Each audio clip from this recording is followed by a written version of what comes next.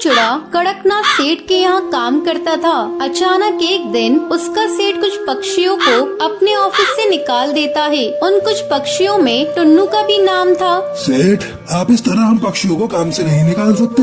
हम लोग आपकी ईंट से ईंट बजा देंगे।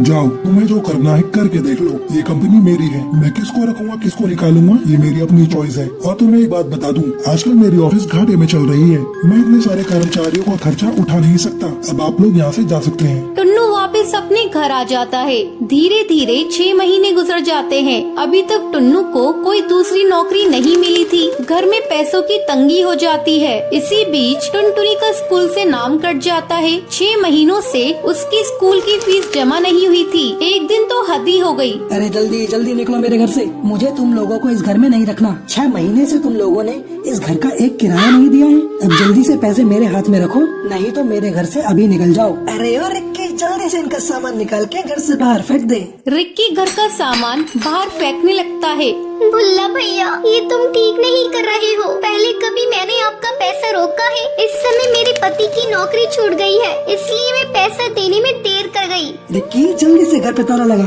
भुल्ला टोनी की एक नहीं सुनता है और घर पर ताला लगा के वहाँ से चला जाता है। टोनी की नौकरानी उन्हें बेबस और लाचार देखकर उन पर तरस खाकर उन्हें अपने घर में ले जाती है।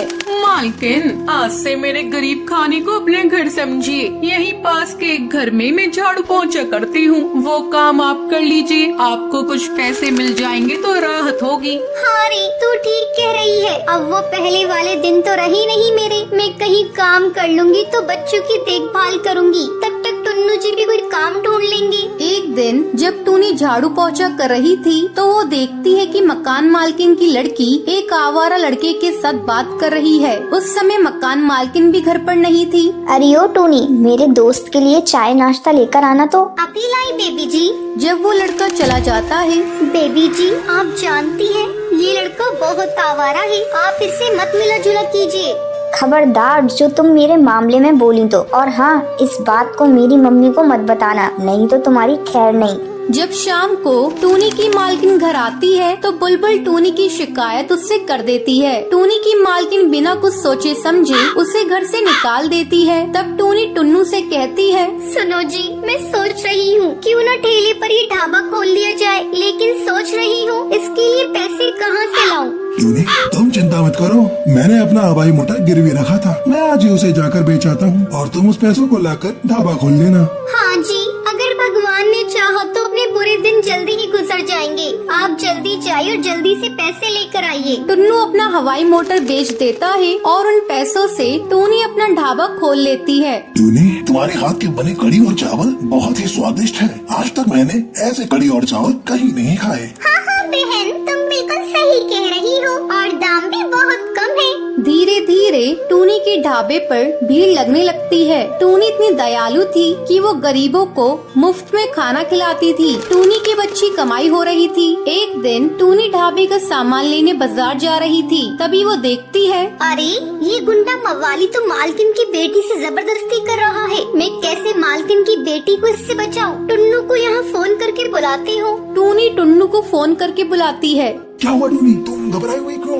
टुन्नू जी, आप ढाबे के पास पीपल वाले पेड़ पर आ जाइए। वहाँ एक गुंडा मालकिन की बेटी से बदतमीजी कर रहा है। साथ में 2-4 पुलिस वालों को लेते आइएगा। टूनी, तुम घबराओ मत, मैं अभी आया। टुन्नू जल्दी इंस्पेक्टर को लेकर वहाँ पहुँच जाता है। इंस्पेक्टर साहब, जल्दी से इस गुंडे को गिरफ्तार कर लीजिए। इंस्पेक्टर जल्दी से उस कालू बदमाश को गिरफ्तार कर लेता है। तब बुलबुल, टूनी बहन, मुझे माफ कर दे, मैंने तेरे साथ बहुत बुरा किया था। इतनी देर में बुलबुल की माँ भी वहाँ पहुँच जाती है। टूनी, आज तूने मेरी बेटी को बचाकर बहुत बड़ा उपकार किया है मेरे ऊपर। मैं भी तुम्हारे ऊपर एक उपकार करना चाहती हूँ। मैं अपना कुछ पैसा तुम्हारे ढाबे में लगाना चाहती हूँ। अब तुम एक ढाबे की जगह एक बड़ा होटल खोल लो। टूनी, ना मत कहना, मुझे बड़ी खुशी होगी। मालकिन, आज आपकी वजह से मेरा सपना साकार हुआ है। इस होटल का उद्घाटन आप ही करेंगी। हाँ हाँ टूनी, क्यों नहीं। तुम जैसे नेक और भली चिड़िया की मदद करके मुझे बहुत बड़ी खुशी मिली। अब बिना समय गवाए होटल का उद्घाटन करते हैं। टूनी के अब गरीबी के दिन कट चुके थे। अब वो हंसी खुशी अपने परिवार के साथ जीवन